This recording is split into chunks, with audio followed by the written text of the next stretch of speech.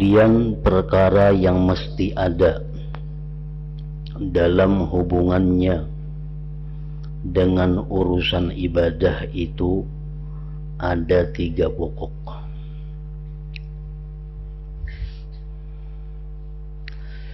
Perkara yang mesti ada hubungannya dengan ibadah kita ada 3 hal, yaitu yang pertama taufik.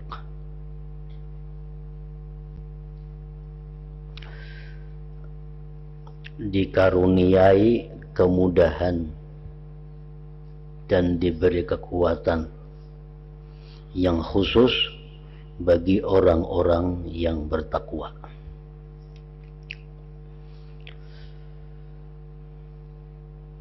Nah, jadi perkara yang pertama yang mesti ada di dalam ibadah kita itu adalah taufik. Taufik itu artinya adalah khalqu fi'lit ta'at bil abdi, khalqu qudratit ta'at, bisa juga khalqu qudratit ta'at bil abdi. Taufik itu artinya Allah menciptakan kemampuan taat pada diri si hamba.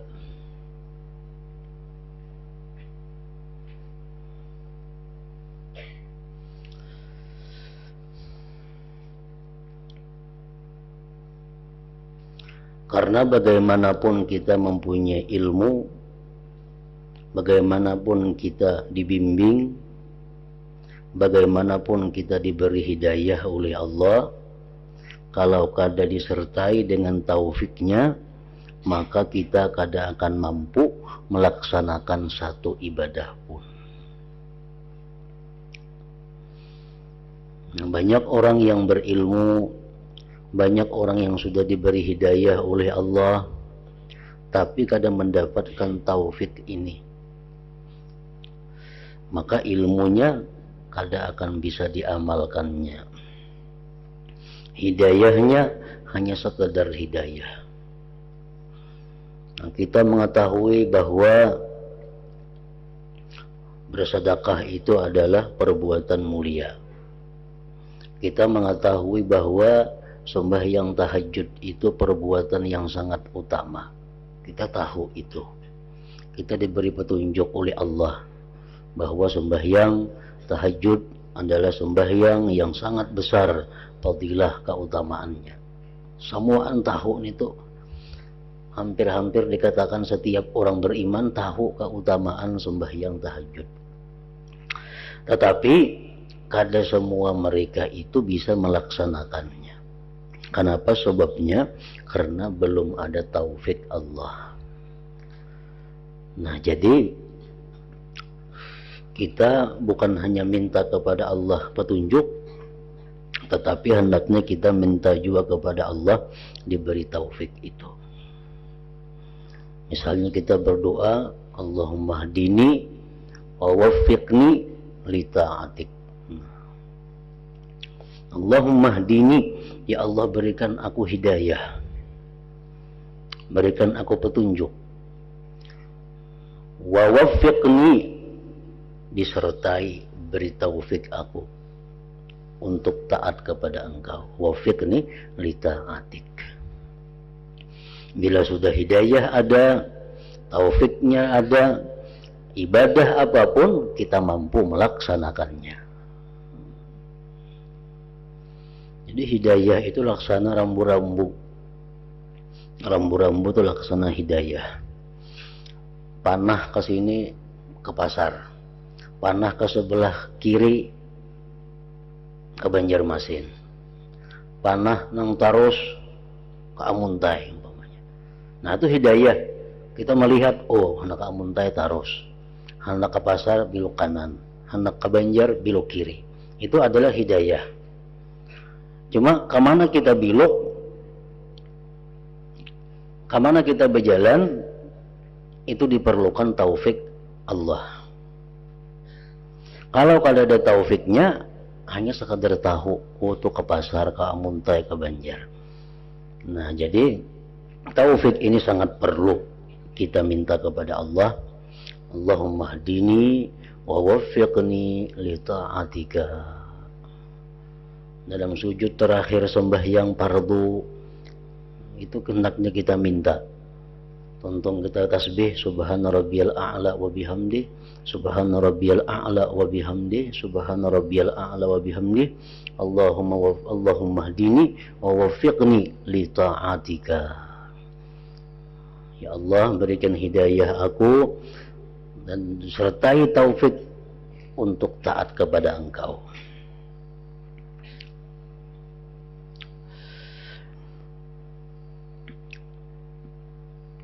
Tetapi apabila kita takwa kepada Allah, nah ini kemuliaan, keistimewaan orang yang takwa. Bila kita takwa kepada Allah, Allah akan memberikan taufik itu, baik kita minta atau kita kada minta. Yang khusus bagi orang-orang yang bertakwa. Orang yang takwa itu pasti diberi Allah taufik. Sebagaimana firman Allah Ta'ala, innallaha ma'al muttaqin, artinya sungguh Allah selalu bersama orang-orang yang bertakwa. Innallaha ma'al muttaqin, sesungguhnya Allah bersama orang yang takwa. Sesungguhnya Allah artinya apa? Sesungguhnya taufik Allah, sesungguhnya hidayah Allah, nah, bersama orang-orang yang takwa. Kalau orang yang takwa, mereka itu kadang akan sulit melakukan satu taat, melakukan satu perbuatan ibadah, karena Allah bersama mereka itu.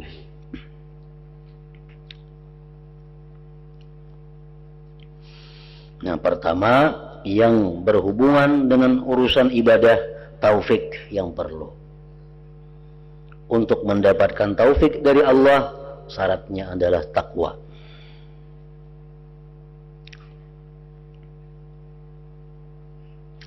Yang kedua, yang berhubungan dengan amal ibadah kita, membaikkan amal dan menyempurnakan kecerobohan amal. Orang yang telah dapat hidayah belum tentu dapat taufik. Orang yang dapat taufik belum tentu dia bisa beramal dengan sempurna. Banyak orang yang kawa sembahyang tahajud, banyak orang yang kawa sembahyang sunat, banyak orang yang kawa bersedekah, banyak orang yang kawa berjihad fisabilillah. Itu dapat taufik sudah. Cuma belum tentu yang dia lakukan itu adalah sempurna. Belum tentu yang dia lakukan itu adalah bagus. Belum tentu yang dia lakukan perbuatan taat itu beradab.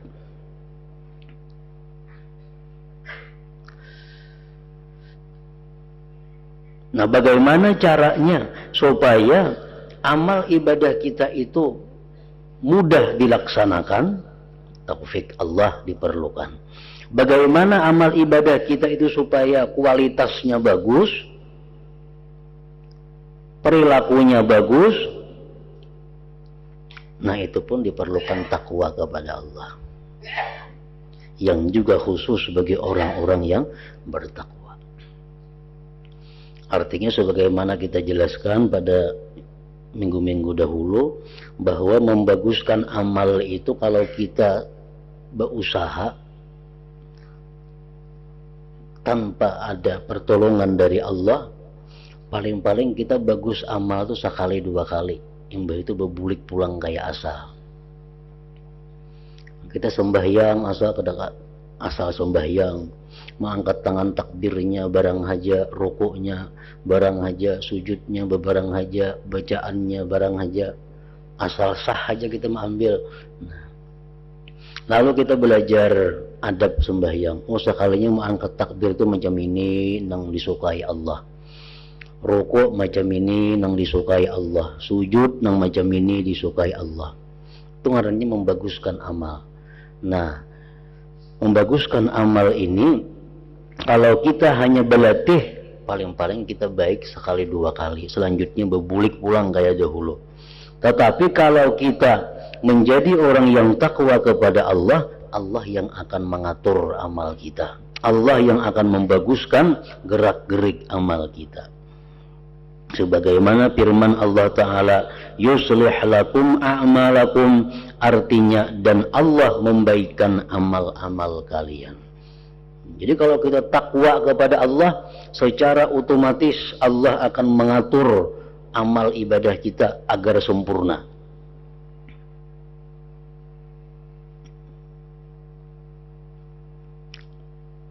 Yang ketiga yang diperlukan dalam ibadah itu adalah diterimanya amal. Kita beramal sedemikian rupa, mudah, nyaman, nak sembahyang apa aja kita laksana, berarti kita dapat taufik Allah. Ibadah yang kita lakukan, adab-adabnya, gerak-geriknya sempurna, bagus, berarti kita dapat islah dari Allah, pembagusan amal. Nah, yang ketiga, kita minta supaya amal itu diterima oleh Allah. Sebagus-bagusnya amal kita, bagus, tapi kan diterima Allah. Apa gunanya? Nah, supaya amal diterima Allah ini kayak apa? Syaratnya mesti bertakwa juga, yang dikhususkan pula bagi orang-orang bertakwa. Sebagaimana firman Allah Ta'ala, innama yataqabbalullah minal muttaqin, artinya Allah hanya menerima amal yang datang dari orang-orang yang bertakwa.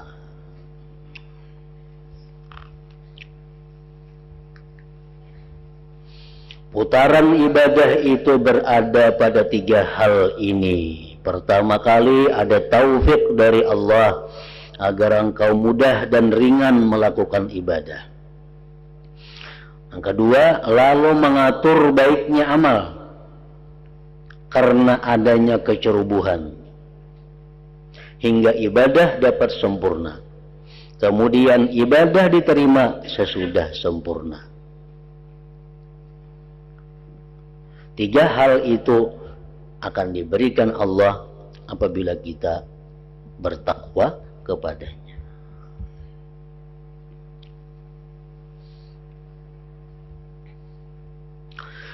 Tiga hal inilah yang menyebabkan orang-orang yang beribadah merendahkan diri kepada Allah Ta'ala dan memohon kepadanya, lalu mengucap, wahai Tuhanku, semoga berkenanlah engkau memberikan taufik kepadaku dalam melakukan taat kepadamu. Semoga berkenanlah engkau menyempurnakan ibadahku yang kurang, dan semoga berkenanlah engkau menerima ibadahku. Nah, tiga permintaan itu yang seringkali diucapkan oleh orang-orang yang beribadah kepada Allah, agar diringankan melakukan ibadah, dimudahkan. Yang kedua, minta disempurnakan ibadah, taat. Yang ketiga, minta diterima ibadah itu di sisi Allah Subhanahu wa Ta'ala. Allah Ta'ala telah menjanjikan tiga hal tersebut seluruhnya kepada orang yang bertakwa. Orang yang bertakwa dijamin oleh Allah akan mendapatkan tiga hal itu. Dan dengan tiga hal itu Allah memuliakan orang yang bertakwa, baik ia memohon atau tidak. Orang itu takwa kepada Allah, minta kada minta diberi Allah tiga hal tadi. Taufik, islahul amal, yang ketiga kabulul amal, diterimanya amal. Artinya, kalau kita selama ini menjunjung perintah Allah, menjauhi yang diharamkan Allah, nah, itu pekerjaan kita selama ini. Yang diwajibkan Allah kita laksanakan, yang dilarang Allah baik zahir maupun batin kita jauhi. Nah, ngarannya kita takwa kepada Allah. Bila hidup kita selama ini macam itu, kita dapat tiga hal tadi: kemudahan beribadah, kebaikan, kesempurnaan ibadah, dan diterimanya ibadah.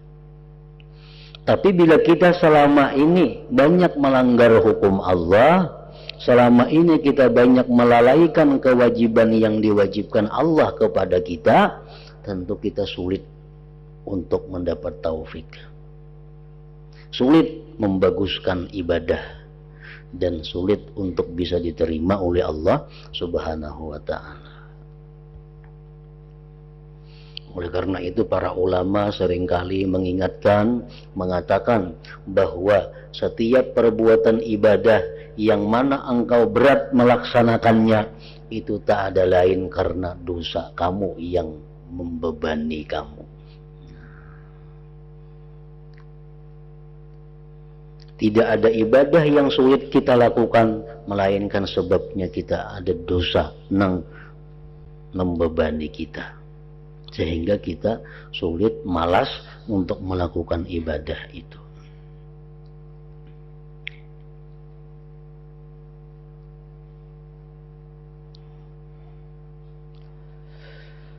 Karena itu tetaplah selalu bertakwa. Bila Anda hendak beribadah kepada Allah Subhanahu wa ta'ala, bahkan jika engkau hendak menginginkan kebahagiaan dunia dan akhirat, menjunjung perintah Allah, menjauhi larangannya, itu intinya. Namun kita hendak sihat, kada ada jalan lain selain daripada menjunjung perintah dokter, menjauhi larangan dokter. Ya, dokter itu makan obat ini 3 kali sehari, ingkang berolahraga sekian menit sehari, itu perintah dokter. Larangannya di dokter itu jangan makan daging, ingkang jangan makan nang padas, ingkang jangan makan nang manis, ingkang jangan makan ini makan itu larangan dokter. Nah, amun kita hendak sihat, patuhi apa nang jar dokter. Begitu pula halnya kalau kita ingin senang, ingin bahagia dunia akhirat, turuti apa nang dianjurkan, diperintahkan oleh Allah Subhanahu wa ta'ala. Kalau kita mampu selama ini meninggalkan perkara-perkara yang haram, kita akan mudah melakukan hal-hal yang sifatnya wajib. Ada perkara haram kita mampu menjauhi, nah dibalas oleh Allah dengan kemudahan berbuat yang wajib. Urusan wajib semuaan kita tegawi. Karena apa? Karena kita selama ini mampu menjauhi yang diharamkan Allah. Bila mana kita ini kadang-kadang mau melakukan yang haram, nah kita akan mendapat kemalasan, kesusahan untuk melakukan yang wajib. Yang wajib aja kita malas, sembahyang fardu aja malas. Kenapa? Karena kita banyak melakukan yang haram. Nah, kalau kita banyak melakukan yang makruh, itu kita akan disulitkan Allah melakukan yang sunat. Selama ini kita ketujuh menggawi yang makruh-makruh, yang haram kita mampu menjaga. Tapi yang makruh banyak benar kita laksanakan, yang makruh banyak kita gawi. Bahayanya apa? Yang sunat-sunat kita kada diberi Allah taufik. Kenapa kita kada kawa sembahyang qabliyah ba'diyah? Kenapa kita kada kawa membaca Quran sehari-hari? Kenapa kita kada kawa banyak membaca sholawat? Karena kita kebanyakan melaksanakan yang makruh. Nah, kebanyakan melaksanakan yang makruh, sehingga terdinding taufik untuk melaksanakan yang sunat-sunat. Nah, jadi ibadah yang sunat, ibadah yang fardu itu akan mudah kita laksanakan bila kita mampu menjauhi yang haram dan yang makruh.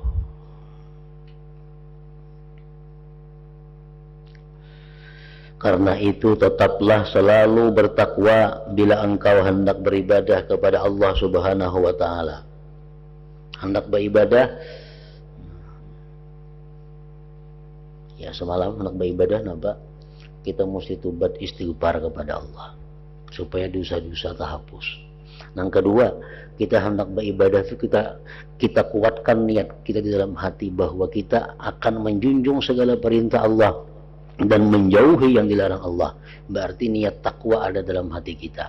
Nah, hanya kita beribadah, maka ibadah kita akan mudah, ibadah sempurna, ibadah diterima Allah Subhanahu wa taala. Hendak membaca Quran, duduk misal di sajadah, hendak membaca salawat, hendak bersedekah, minta ampun dahulu kepada Allah, bertobat dahulu kepada Allah. Hanya dalam hati berniat hendak menjunjung seluruh perintah Allah dan menjauhi yang dilarangnya dengan niat yang benar-benar niat. Nah, di itu lalu kita jadi orang takwa sudah ngarannya. Hanya kita beribadah, sembahyang sunat, hanya kita bersedekah, hanya kita membaca Quran, niscaya yang kita baca itu mudah, sempurna dan diterima Allah. Coba akan kita praktikkan. Biasa membaca Quran sajuz sehari, tapi langsung duduk a'udzubillahi minasyaitonirrajim, bismillahirrahmanirrahim, baca sajuz tiap hari. Nah, sekarang kita duduk di sajadah, istighfar dahulu 3 kali gin. Astaghfirullahalazim alladzi la ilaha illa huwal hayyul qayyum wa atubu ilaih. Hayati maknanya. Astaghfirullahalazim alladzi la ilaha illa huwal hayyul qayyum wa atubu ilaih. 3 kali baca, minta ampun kepada Allah dari segala dosa dan tobat kepada Allah. Untung 3 kali hanya dalam hati kita berniat akan menjunjung segala perintah Allah dan menjauhi yang dilarang Allah. Nah, hanya a'udzubillahi minasyaitonirrajim, baca Quran sajuz. Ini saya akan lain yang kita rasakan daripada kita membaca Quran langsung itu. Kenapa? Karena ini kita sudah bersih, kita sudah takwa, mudah, sempurna dan diterima Allah.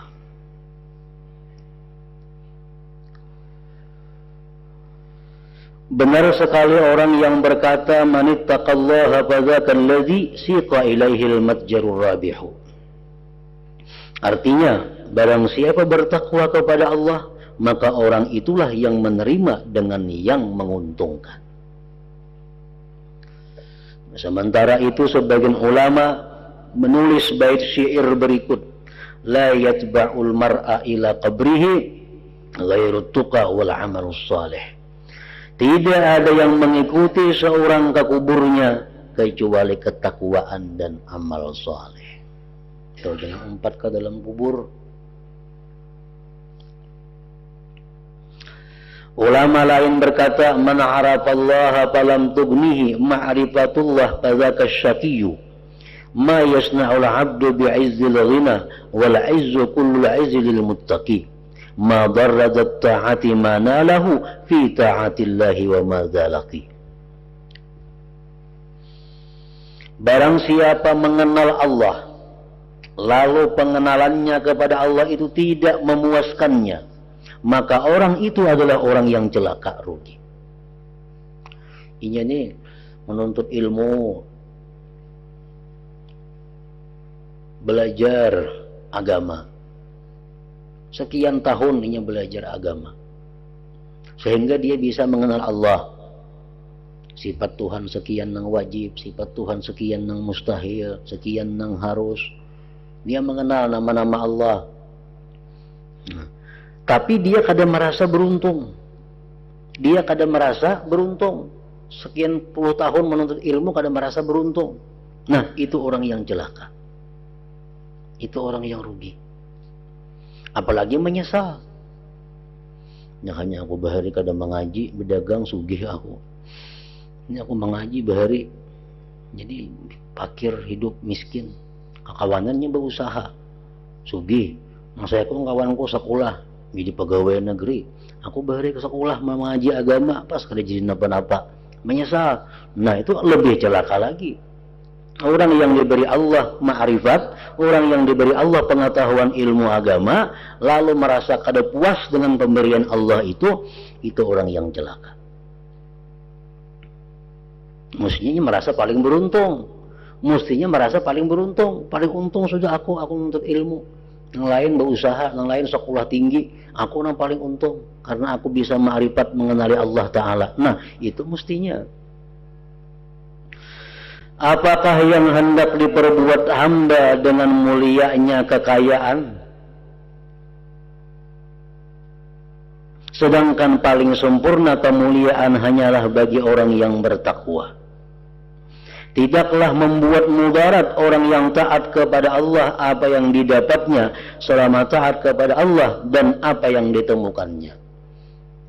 Orang yang hidupnya miskin, orang yang hidupnya sengsara, orang yang hidupnya susah, tetapi dia taat kepada Allah, itulah yang bahagia, itulah yang beruntung. Ada lagi sebagian ulama yang menuliskan di atas sebagian kubur, laisa zadun siwat taqwa fakhuzi minhu auda'i. Artinya tidak ada bekal selain takwa, karena itu ambillah takwa daripadanya. Takwa sebagai bekal, wahai diri, atau tinggalkanlah takwa itu. Dasarah hendak takwa hendak kada-kada.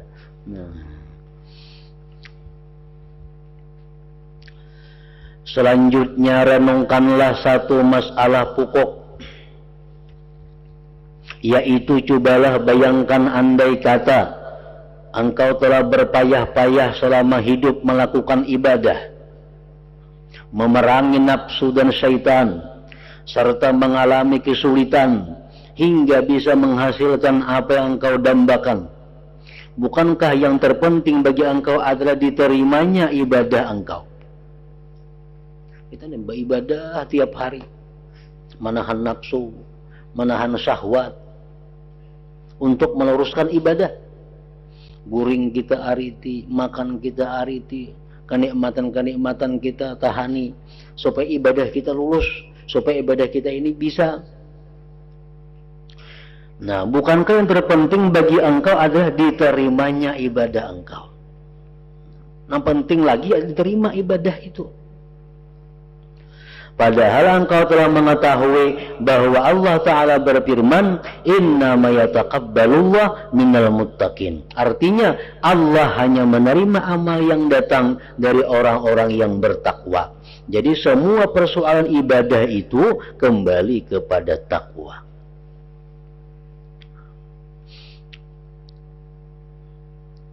Inya sembahyang, inya tahajud, inya rajin bersedekah orangnya nih, itu amal ibadah ngarannya.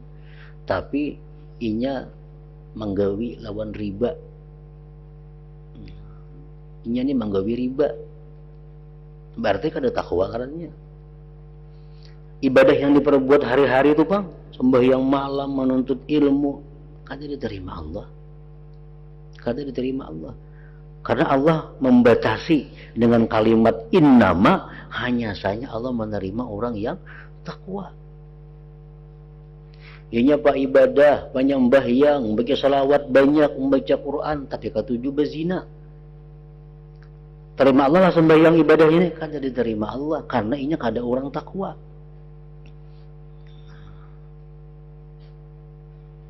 Inya pak ibadah, bersedekah ketujuh, segala macam kebaikan ketujuh, cuma inya ketujuh makan duit orang, baik duit negara korupsi ngarannya atau duit sesama rakyat. Diterimalah, kan tidak diterima. Allah kalau menerima ibadah orang macam itu, innama yataqabbalullah minal muttaqin. Jadi intinya itu adalah takwa terlebih dahulu, hanya beribadah.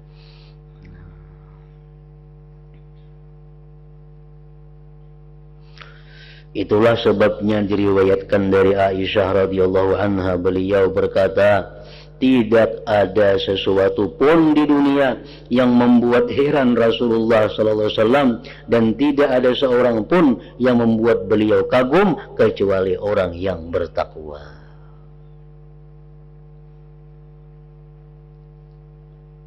Kayak apa orang tuh ya katuju benar maksiat, tapi sembahyangnya penyembahyang benar, kan diterima Tuhan sembahyangnya. Kenapanya rajin sembahyang, makanya kalau diterima Tuhan. Sembahyangnya itu bisa karena apa, karena apa, karena apa, bukan karena Allah. Sehingga rajin sembahyang itu. Pokoknya Allah bagaimanapun kada akan menerima selama kita kada bertakwa kepada Allah. Dalam hadis-hadis Rasulullah menjelaskan, orang yang memakan yang haram kada diterima sembahyang sekian puluh hari. Nah, Ada orang menyambati orang, makanya puasa nyambati orang, dan Nabi kada diterima Tuhan puasanya. Kenapa? Karena ia kada takwa. Jadi sebelum kita beribadah itu, kita pastikan dahulu kita orang yang bersih dari dosa, pastikan dulu bahwa kita orang yang takwa. Hanyar kita beribadah.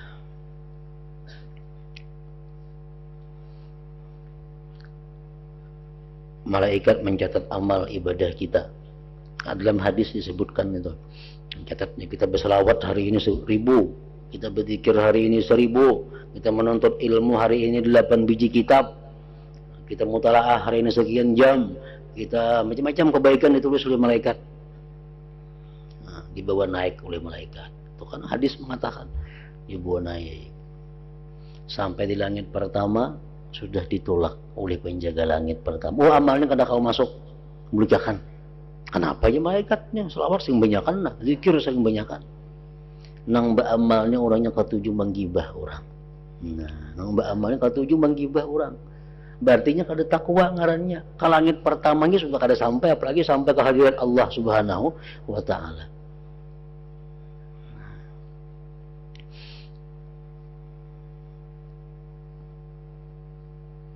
Diriwayatkan dari Qatadah, beliau berkata, tertulis di dalam kitab Taurat, ya bena Adam ittaqillah wa nam haitsu syi'ta.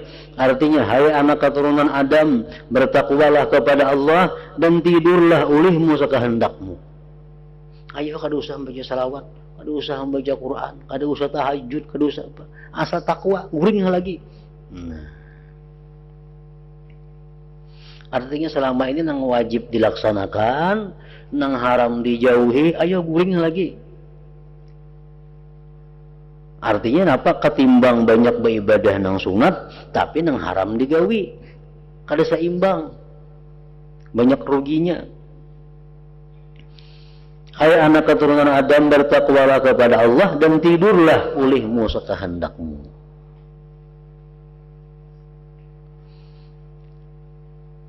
Aku mendengar kabar bahwa Amir bin Abdi Qais. Aku mendengar kabar bahwa Amir bin Abdi Qais itu ketika akan mati menangis. Amir bin Abdi Qais hendak mati menangis sidin. Beliau biasa salat 1000 rakaat setiap sehari semalam. 1000 rakaat sembahyang sehari semalam. Kemudian datang sidin ke tempat tidurnya seraya mengucap, wahai tempat kembali segala kejelikan, demi Allah aku tidak riba kepadamu karena Allah sekejap mata pun. Artinya sidin bersumpah kada hendak guring di hamparan itu, hendak beribadah aja. Suatu hari beliau menangis, lalu datang yang bertanya, apakah yang membuatmu menangis? Apa pian menangis? Piannya sudah ahli ibadah, pian sudah sembahyang 1000 rakaat sehari semalaman, mengapa lagi menangis? Beliau menjawab, firman Allah Ta'ala, innama yataqabbalullah minal muttaqin. Gisidin, yang membuat aku menangis itu firman Tuhan, hanya saja Allah menerima ibadah, hanya saja Allah menerima perbuatan taat daripada orang yang takwa. Jadi emang kada takwa, kada ada gunanya sembahyang 1000 rakaat itu. Malam sembahyang 1000 rakaat, esok kena berusaha membunguli orang, menipu orang, menggawi riba, kada ada gunanya, sia-sia. Kenapa? Karena kada takwa. Mentakwa mesti guringnya malam samalaman. Tidurlah sekehendakmu.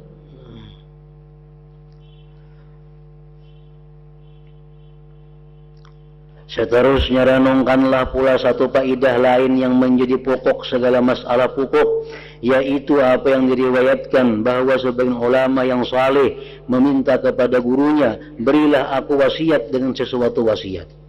Guruku berkata, aku berwasiat kepadamu dengan wasiat Allah Tuhan sekalian alam kepada orang-orang dahulu dan orang-orang kemudian. Seorang murid datang lawan guru, wahai guru, beri pangulun nasihat, beri ulun papada. Si guru, aku memberikan nasihat sebagaimana Allah memberi nasihat kepada seluruh manusia, baik yang dahulu atau kemudian. Napa wasiatnya? Napa pekadahnya? Walaqad wassayna alladhina utul kitaba min qablikum wa iyyakum anittaqullah. Artinya benar-benar aku telah mewasiatkan kepada orang yang diberi kitab suci sebelum kalian, dan juga kepada kalian, hendaknya kalian bertakwa kepada Allah. Itu aja nasihatnya. Tuhan menasihati seluruh manusia mulai Adam sampai hari kiamat, wasiatnya takwa kepada Allah. Kenapa Allah memberikan nasihat takwa itu? Kadang yang lain takwa. Bukankah Allah Ta'ala lebih mengetahui kebaikan hambanya daripada siapa saja? Yang paling tahu kebaikan kita, yang paling tahu yang kita perlukan, yang paling tahu yang kita hajatkan, itu Allah. Allah tahu apa sebenarnya yang kita perlukan nih. Allah yang paling tahu apa yang kita butuhkan. Yang lain kada setahu Allah. Kayak apa akrabnya lawan kawan, dekat lawan kawan. Lebih tahu Allah apa yang kita perlu. Nah, bukankah Allah lebih berkehendak baik, lebih balas kasih dan lebih sayang kepada hambanya daripada siapapun juga? Yang paling sayang kepada kita siapa? Allah. Lebih sayang pada ibu kita, lebih sayang daripada orang tua kita. Buktinya apa? Kalau kita menantang kuitan kita 2-3 kali kada diberi sizin duit. Kalau kita kada maasin kuitan nih, kada diberi sizin duit. Tidak motor diambil sidin. Kada maasih bang cuman aku. Hanya 4-5 kali kita maksiat lawan kuitan, sudah mau diambil sizin macam-macam itu. Nah, kita maksiat lawan Tuhan beribu kali, mungkin jutaan kali maksiat lawan Allah, adalah Tuhan mengambil mata lawan kita. Kemudian Tuhan rancak menunjuk haram dikucabut sama mata ikam, adalah seorang kayak itu orang, ada. Ikam merancak batis sim berjalan karena haram dikucabut batis ikam, adalah ada. Jadi yang paling sayang lawan kita itu adalah Allah. Yang paling tahu tentang kebutuhan kita Allah. Nah, seandainya di dunia ini ada perkara yang lebih baik bagi hamba, lebih mengumpulkan kebaikan, lebih besar pahalanya, lebih agung peribadatannya, lebih tinggi pangkatnya, lebih utama dan lebih menghasilkan manfaat di belakang hari akhirat ketimbang pekerti takwa, niscaya Allah Ta'ala memerintahkan kepada para hambanya dan memesankannya kepada orang-orang pilihannya dan kebijaksanaannya yang sempurna dan rahmatnya yang luas. Andai kata ada selain takwa yang lebih baik, niscaya Allah suruh kita melakukannya. Nah, Allah yang paling sayang lawan kita, Allah yang paling tahu keperluan kita, menyuruh kita takwa. Berarti takwa itu yang paling baik sudah. Lain pada itu kada ada lagi. Jakanya ada, nih yang disuruh Tuhan. Ketika Allah Ta'ala memberikan wasiat, nasihat atau pesan, satu pekerti, satu akhlak, takwa ini, dan semua orang dahulu dan orang kemudian diperintahkan untuk bertakwa, hanya takwa saja yang diperintahkan kepada seluruh manusia, maka tahulah Anda bahwa takwa adalah tujuan baik terakhir yang tidak boleh dilewati, dan tidak ada tujuan baik tanpa takwa.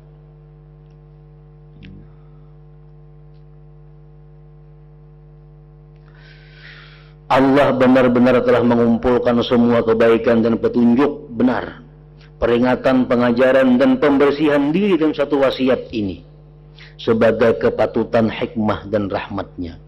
Dan engkau tentu tahu bahwa pekerti ini takwa, yang tidak lain adalah takwa, merupakan pekerti yang mengumpulkan kebaikan dunia dan akhirat, yang dapat membereskan segala perkara penting yang menyampaikan kepada derajat luhur dalam masalah peribadatan.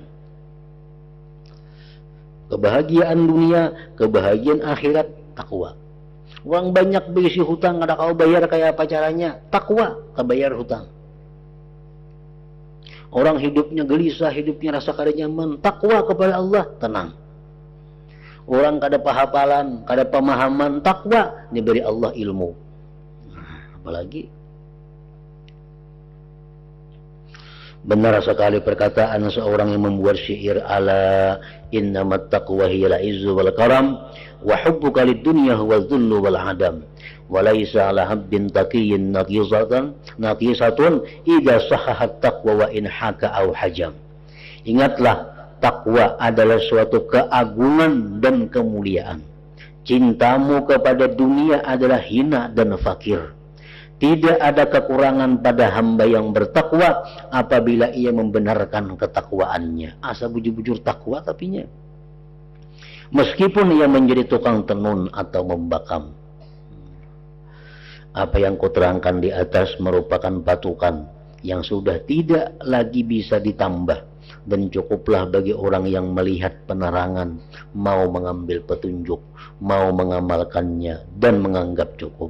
Semoga Allah memberikan petunjuk dan pertolongan dengan anugerahnya ya Rabbal Alamin.